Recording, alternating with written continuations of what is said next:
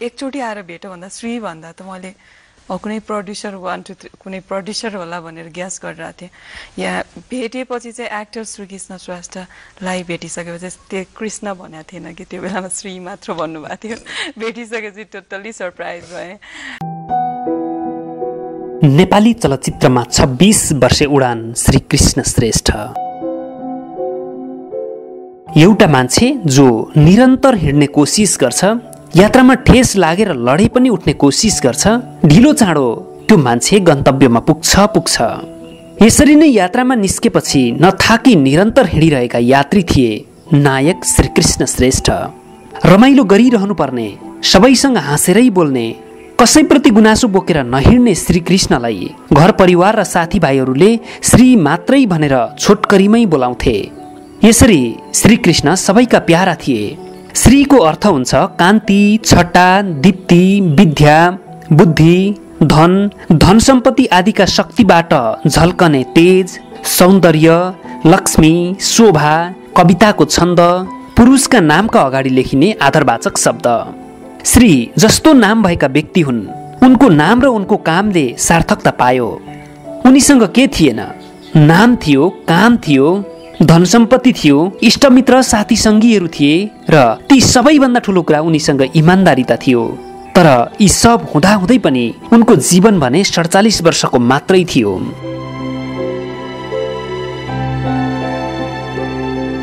श्रीकृष्ण श्रेष्ठको जन्म विक्रम सम्वत 2024 साल पौष 14 गते सिन्धुपाल्चोक जिल्लाको फोङथाङ गाविस वडा नम्बर 4 मा भएको हो।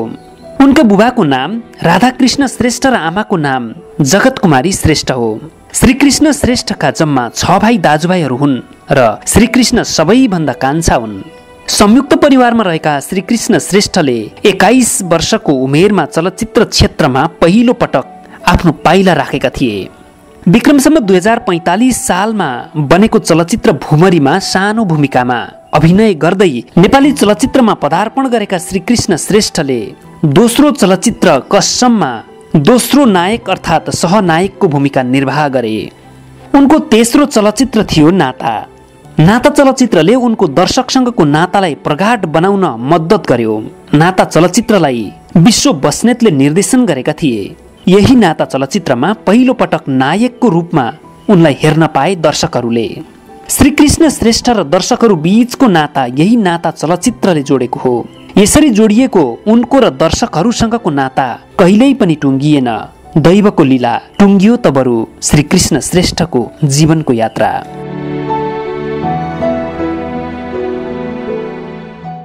श्रीकृष्ण श्रेष्ठले जति बेला नेपाली चलचित्रमा पाइला राखे त्यति बेला न त नेपाली सिने जगतमा कलाकारहरू प्रशस्तै पाइन्थ्यो, न त कलाकारिताबाटै जीवन धान्न सकिन्छ भन्ने कुनै ग्यारेन्टी थियो।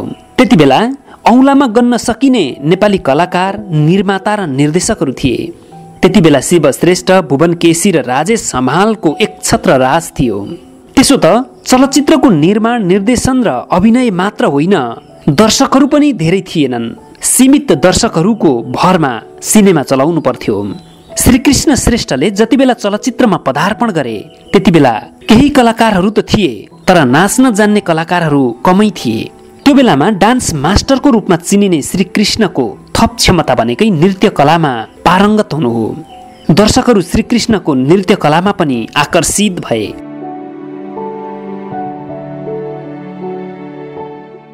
हरेक मानिसले सकेसम्म भावनात्मक र भौतिक रूपमै आफूलाई अरूभन्दा अलग्गै स्थापित गर्न चाहन्छ। हामीले कतिपय मानिसहरूलाई टाढैबाट उसको अनुहार राम्ररी नदेखिनै पनि चिन्छौँ, किनकि मानिसहरूलाई चिन्न अनुहारदेखि बाहेक अरू पनि धेरै थोक हुन्छन्, जस्तो लवाई, हिँडाई, शारीरिक बनावट आदि। श्रीकृष्ण श्रेष्ठलाई चिन्न सजिलो थियो। उनको शिरमा पछाडि लर्किएको ठूलो मुठा टुप्पी उनको पहिचान थियो। उनले उक्त टुप्पी आफू बाँचिन्जेल पालिरहे। श्रीकृष्ण श्रेष्ठका साह्रै धेरै चलचित्रहरू छायाङ्कन गरेका शम्भु सापकोटाले भनेका छन्, मान्छे मरेपछि सधैँ राम्रा मात्रै कुरा गरिन्छ, नराम्रा कुरा गरिँदैन भनेर आलोचना पनि हुने गर्छ। तर मैले भने श्रीकृष्णका कुनै पनि नराम्रा कुरा कहिल्यै पनि देखिन। त्यसमा पनि उनी महिलाहरूको अत्यन्तै धेरै सम्मान गर्थे। श्रीकृष्ण श्रेष्ठ अरू नायक भन्दा यसकारण फरक थिए कि उनी आफू नायक हुँ जस्तो नै गर्दैनथे। शम्भु सापकोटाका अनुसार अरू नायकहरू टिमका सदस्यहरूसँग घनिष्ठता बढाउनै खासै चाहँदैनन्, तर श्रीकृष्ण भने आफू हिरो हुँ जस्तो नगरी टिमका सबै सदस्यसँग बराबर रेला ठट्टा र रमाइलो गर्थे। श्रीकृष्ण श्रेष्ठ चलचित्रका लागि यति मेहनत गर्थे कि त्यसको उदाहरणको लागि ए मेरो हजुर चलचित्रको सुटिङको सानो किस्सा यहाँ उद्धृत गर्न उपयुक्त हुन्छ। ए मेरो हजुर चलचित्र 2057 सालमा सुटिङ भएको हो। चलचित्रमा नायिका छिन् झरना थापा। उनी आँखा नदेख्ने भूमिकामा हुन्छन्। उनको आँखाको उपचारको लागि पैसा कमाउनु पर्ने कथा छ चलचित्रमा। उक्त कथाको सुटिङको लागि सम्पूर्ण टिम चितवनको एउटा इटा भट्टामा गएको थियो। इटा बोक्नु पर्ने काम थियो। इटा बोक्ने क्रममा 700-800 इटाको थुप्रो लड्यो। श्रीकृष्ण इटाको रासमा पुरिए। टिमले उनलाई हतार हतार उद्धार गरेर अस्पताल पुर्यायो। श्रीकृष्ण श्रेष्ठ चलचित्र सुटिङमा धेरै पटक घाइते भएका छन्, जसमध्ये ए मेरो हजुरकै सुटिङमा गुण्डासँग लाप्पा खेल्नु पर्ने थियो। एक्सनको क्रममा के ताउजी परेन, उनको खुट्टा भाँचियो।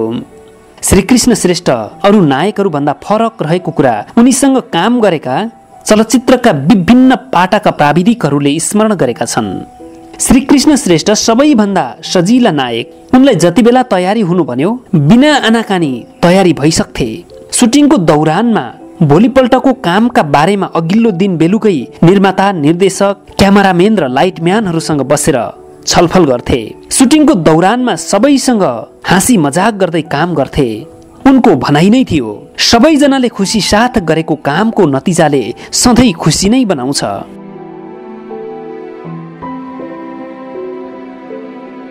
नेपाली चलचित्रमा नाच्न जान्ने नायक नभइरहेको बेला डान्स मास्टरको रूपमा उदाएका हुन् श्रीकृष्ण श्रेष्ठ। उनी आफू त राम्रो नृत्य गर्थे नै, तर उनीसँग उनलाई कोरसको पनि नृत्य चित्त बुझ्नु पर्थ्यो। गीतको सिक्वेन्समा उनी विशेष ध्यान दिन्थे। कोरसहरूको नृत्यको स्टेप, उनीहरूको पोसाकको तालमेल, यी सबै कुरा उनलाई चित्त बुझ्नु पर्थ्यो। उनलाई चित्त नबुझी टेक नै लिँदैनथे। श्रीकृष्ण श्रेष्ठले अभिनय गरेका दर्जनौं चलचित्रले नेपाली रजत पटको बक्स अफिसमा धमाका मचाउन सफल भएका छन्। उनका अत्यन्तै सफल चलचित्रहरूमा आफ्नो मान्छे, आफन्त, दैव, हामी तीन भाइ, देवदूत, ए मेरो हजुर, कहाँ भेटिएला आदि हुन्। नेपाली चलचित्रमा 26 वर्ष निरन्तर उडान भरेका श्रीकृष्णले 70वटा भन्दा धेरै चलचित्रहरूमा अभिनय गरेका छन्। उनले अभिनय गरेका अधिकांश चलचित्रहरूले हलहरूमा 51 दिन मनाउन सफल भए भने केही चलचित्रहरूले त 100 दिन समेत हलमा रहिरहने सौभाग्य प्राप्त गरे। चलचित्र निर्माता तथा निर्देशकहरू भन्ने गर्थे, श्रीकृष्ण श्रेष्ठले अभिनय गरेका चलचित्रहरूले फ्लप नै भए पनि लगानी उठाएका छन्। त्यसैले थुप्रै निर्माताहरू आफ्नो चलचित्रमा श्रीकृष्णलाई खेलाउन चाहन्थे, तर श्रीकृष्ण स्क्रिप्ट राम्रो नलागे कामै गर्दैनथे। स्क्रिप्ट राम्रो लागे पनि टिम राम्रो छैन भने पनि उनी कामै गर्दैनथे। यही कारण पनि हुन सक्छ उनका प्राय चलचित्रहरू सफल भएका।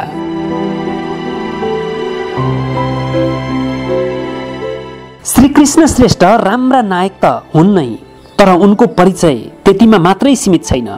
उनी एक सफल नायक सँगसँगै सफल निर्माता पनि हुन्। उनले निर्माण गरेको कहाँ भेटिएला चलचित्रले उनलाई चलचित्र निर्माणको क्षेत्रमा सफल मात्रै बनाएन, अरू धेरै कुराको संयोग पनि गरिदियो। कहाँ भेटिएला चलचित्रका लागि अडिसन खुलाइएको थियो। नम्रता श्रेष्ठ लगायत अरू 10 जना भन्दा धेरै नायिकाहरूले उक्त चलचित्रमा काम गर्न अडिसन दिएका थिए, तर निर्देशक शिव रेग्मी भने उक्त चलचित्रको लागि नयाँ अनुहार लिन चाहन्थे। त्यसका लागि केही डान्स सेन्टरहरूमा समेत नयाँ अनुहारहरूको खोजी भइरहेको थियो। श्रीकृष्ण श्रेष्ठले आफ्ना नृत्यका गुरु बसन्त श्रेष्ठलाई समेत खबर गरेका थिए। बसन्त श्रेष्ठले आफ्नो डान्स सेन्टरमा रहेकी एकजना विद्यार्थीको बारेमा श्रीकृष्णसँग कुरा गरेका थिए। श्रीकृष्णले बसन्तलाई उक्त विद्यार्थी आफ्नो अफिसमा पठाइदिन भने। बसन्त श्रेष्ठले आफ्नै विद्यार्थीलाई श्रीले नयाँ कलाकार खोजिरहेको छ, तिमी उसको अफिसमा जाऊ भनेर पठाए।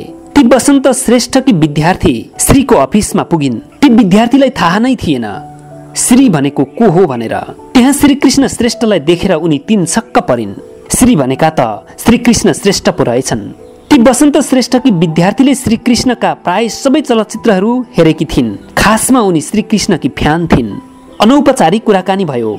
त्यसपछि श्रीकृष्णलाई ती नयाँ कलाकार ठिकै लाग्यो। त्यसको केही दिनमा निर्देशक शिव रेग्मी र श्रीकृष्ण क्यामेरा बोकेर वसन्त श्रेष्ठको डान्स सेन्टरमा पुगे। ती विद्यार्थीलाई फोटोशुट गर्न लगाए, नृत्यका स्टेपहरू गर्न लगाए।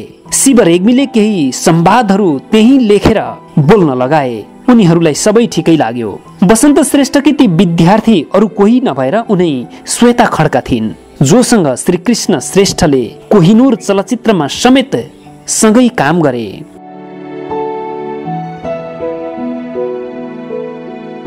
कहाँ भेटिएला चलचित्रले जुराएको श्री र श्वेताको जोडीले चलचित्रमा मात्रै सँगै काम गरेनन्।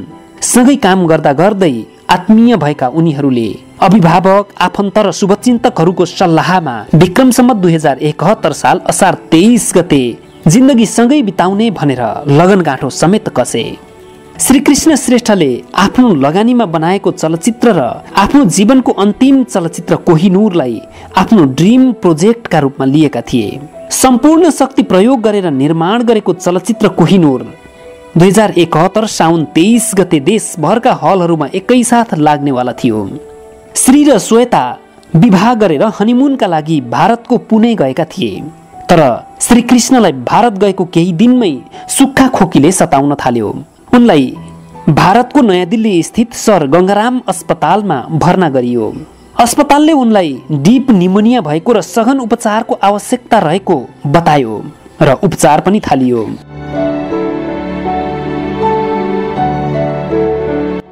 भारतमा उनको उपचार हुँदै थियो। 2071 साउन 23 गते देशभरका हलहरूमा कोहिनूर चलचित्र लाग्यो। उनले अस्पतालबाट आफूले चलचित्र प्रदर्शनमा आफ्ना शुभचिन्तकहरूसँगै हुन नपाएको दुःख व्यक्त गर्दै कारुणिक सन्देश पठाए। उनको स्वास्थ्य झन बिग्रदै गयो। 2071 साल साउन 25 गते नेपालका एकजना महान कलाकार, करोडौं दर्शकहरूका ढुकढुकी बनेका श्रीकृष्ण श्रेष्ठले देह त्याग गरे। सिंगै देश रोयो। नेपालमा उनको शव ल्याएपछि मन्त्री, सांसद लगायत सरकारका मान्छेदेखि लेखक, कलाकार, पत्रकार, शुभचिन्तकहरूको लाखौंको भिडले उनको शव यात्रा गर्यो। थोरै भाग्यमानीले मात्रै मृत्युमा यति ठूलो सम्मान पाउँछन्। त्यो सम्मान श्रीकृष्णको शव यात्राले देखायो। उनलाई कति धेरैले माया गर्दा रहेछन् भनेर त्यति बेला धेरैलाई जानकारी भयो। उनको अन्तिम चलचित्र कोहिनूरले नेपाली रजतपटको इतिहासमा सबैभन्दा धेरै व्यापार गर्न सफल भयो। कोहिनूर चलचित्रको उक्त व्यापारको रेकर्ड तोड्नका लागि अब बन्ने चलचित्रहरूलाई असम्भव छ त नभनौं, तर कठिन भने पक्कै छ।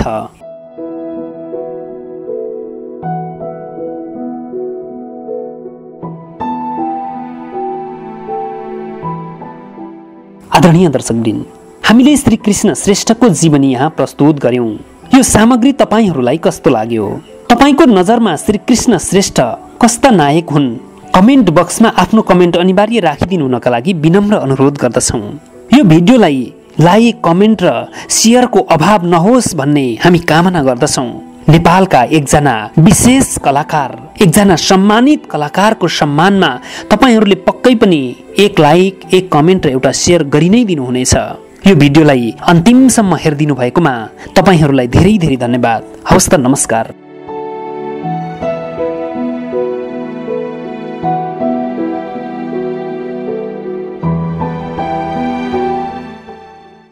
शब्दहरूको जादुमा मनोरञ्जनको संगम, थलैचा इन्टरटेनमेन्ट।